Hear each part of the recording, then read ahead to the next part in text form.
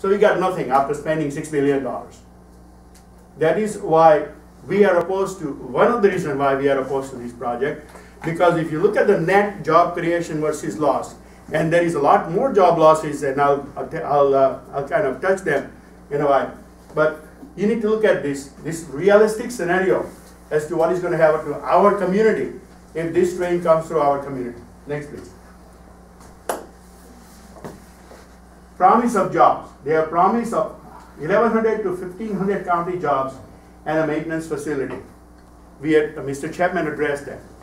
There is one maintenance facility and there are 10 communities competing for it. Ladies and gentlemen, I can tell you with certainty we are not getting that. That facility is going to Fresno because Fresno has an inside track. So we can write that off, okay? Bakersfield, California noted that High-Speed Rail Authority made promises, good jobs, and maintenance facility. However, Mr. Richards of HSR was quoted, he's the vice president or vice chairman of the board, that in the same article that he was not aware of such agreements. So one hand does not know what the other hand is saying. Next, please. High-speed train terminal spells trouble for California. This was a story in KGET. And it's the same plan, the same map that I showed you earlier, that huge monster taking over a bunch of existing businesses and the jobs therein. Next, please.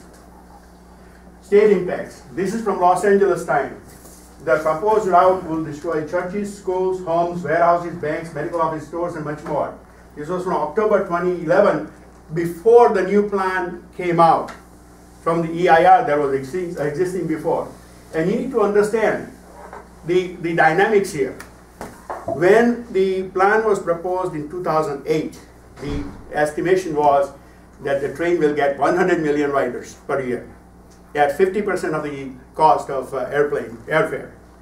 In 2009, they revised the plan and they dropped it to 39 million riders at 83% of the airfare. In 2012 draft came out and they say we will have 100 million riders, again 98 million riders, 99 million riders, something like that, at 83% of the airfare. So the numbers of revenue are all over the place. And they are justifying jobs with some made-up numbers. And then the revenues also came in similarly with made-up numbers. And we will address them in next sessions because this is job session. Next, please. Associated Press has stated that European and Asian countries will get the majority of jobs. I think Jeff Taylor touched it. The trains are going to be manufactured in China or Europe or wherever it is. We don't have capability of manufacturing those trains. The rails will be manufactured in other countries. Those jobs, those manufacturing jobs are not coming here. That money is going out. So you spend $117 billion, billions of that will be going out of the country to other countries and support jobs elsewhere. And those million jobs I talked about, that bleed over, you say, whatever you want to say, secondary jobs or restaurants everywhere, you know, these people are not here. These Asians and Europeans are not going to come to our Cafe Med here to eat. They're going to eat over there, okay? So again, that's a phony number, okay? They stated that design will be outsourced, rail car production will be outsourced, engines will be outsourced, signaling will be outsourced, track will be outsourced. What do we have? Bunch of people, you know, banging hammers on and putting down the railroad ties. That's what we'll have. Okay? Next, please. High-speed rail construction job. This is, again, we'll go over the state current employment rate from 11.3% to just 11.2%. This is from mercurynews.com.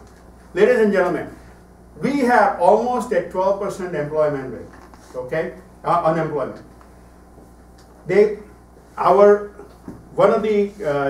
One of the reporters, Tim Sheehan, went to Spain because High-Speed Rail Authority has extensively quoted Spanish railroad as a model in the business plan, and it's everywhere. And they're saying that we want to be like Spain, okay? Spain has a 24% unemployment rate right now. In last quarter, the unemployment in Spain has increased by almost 2%. Spain is going bankrupt. Spain had 17 billion euros investment in their high-speed rail project, which is 1,100 miles of tracks. It employs something like 14 or 15,000 employees, if I'm correct, right? And it has to shut down several trains because there are not enough riders. We are saying that in California you're going to have 90 million riders. There, Madrid to Barcelona, which are the heaviest populated cities, Madrid to Barcelona train does not carry enough passengers to pay itself. All those European trains that we are quoting here, ETV, European ETV, even the London to Paris, the Eurostar, which is much touted, it was projected to have 15 million riders by 1995. It has 9 million riders in 2010. It's running at 60% capacity. None of them are paying for themselves. This, you might be led to believe that they are paying for themselves, but those numbers are made up because they do not count the capital cost. If you don't count the capital cost, sure, anything will make money. You know, if I build a hotel and don't count any money in building costs, sure, I'm going to make money because people will come there. So that is the play. We are at 12%. Do we want to go to 24% unemployment? Now we are talking about jobs.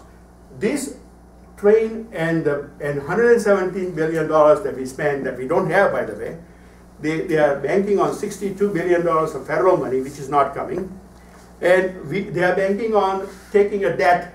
California, out of $2.7 billion of debt, we're going to spend about $600 million a year to pay for that. You know, that is $2,000 per every Cal State student that you're going to pay for. Do we want to give up that? Seriously, that is the numbers. $2,000 per every Cal State student will be gone from the current budget, which we don't have now anyway. The firefighters will be gone. The schools will be gone. I mean, when I was going to the meeting a couple of months ago, you guys are out demonstrating because they were cutting Cal State funding, right? And there were professors and teachers and all demonstrating.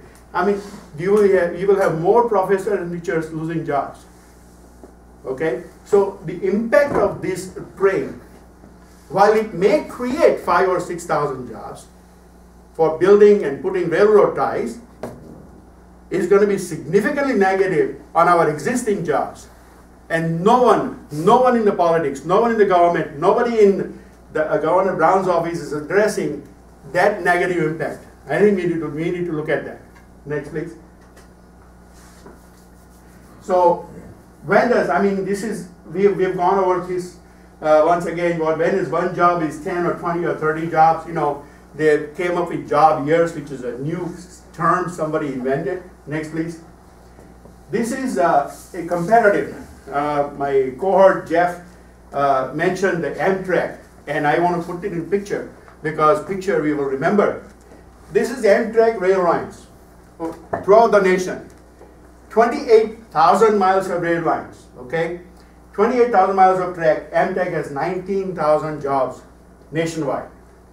Amtrak California has 2,400 jobs, okay? And we are expected to have, out of these 500 miles, 4,500 permanent jobs. Somebody said 40,000 permanent jobs. Again, it's 4,500, 10 years, you know. But just think about it. Are you going to have 1/4 jobs for 1/10 of the trains? It makes no sense either. Even that is made up number. And I will stop there. I hope I was in 10 minutes. A little over. Anyway, we'll be open for any questions. Thank you very much.